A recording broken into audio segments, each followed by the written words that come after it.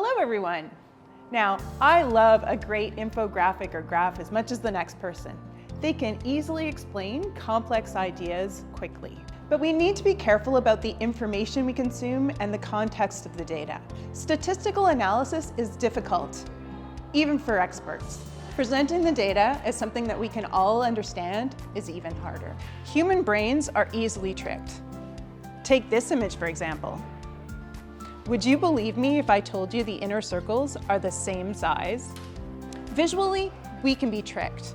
The outer circles are giving us a context that make us think the inner circle on the right is actually bigger than it is.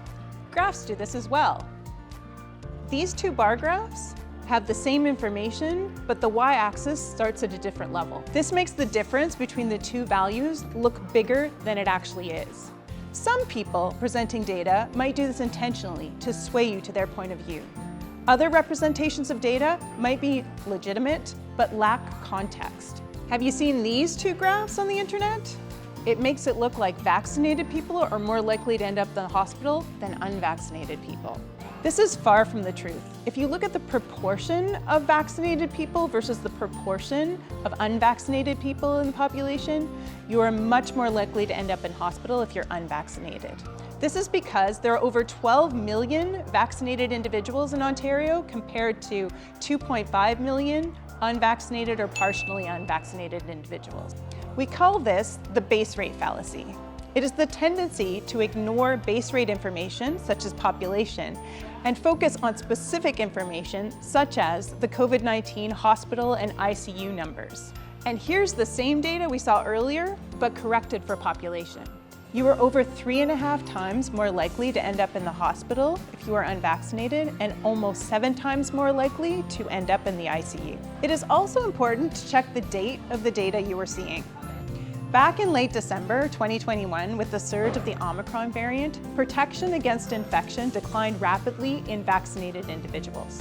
Boosters had not been widely administered yet, and Omicron is extremely contagious, but protection against hospitalization and ICU admission remained high. After boosters were administered, you see that the protection from infection went back up again. With the relaxing of measures, such as mask mandates and indoor capacity limits, this has led to another increase in infection rates.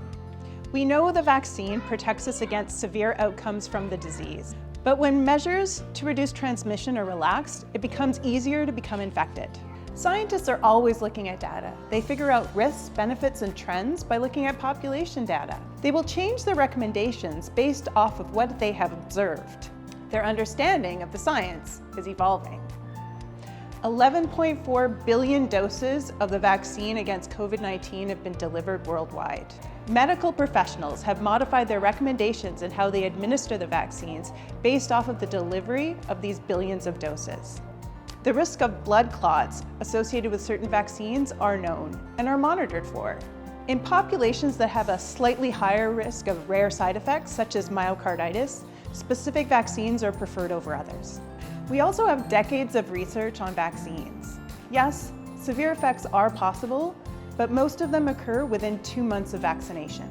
This is not to say that long-term effects can never happen, but there's very strong evidence that there won't be long-term effects from the vaccine. Another important point is that adverse effects are more likely to occur from viral infection. Being vaccinated will help lower your risk of severe outcomes caused by infection. We know you want to be informed with the best information. It is important to know the source and the context of your data. Look for credible experts who can help you understand what it is that you are seeing. People in public health are really doing their best to help everyone. We are doing this because we care about your health and your safety.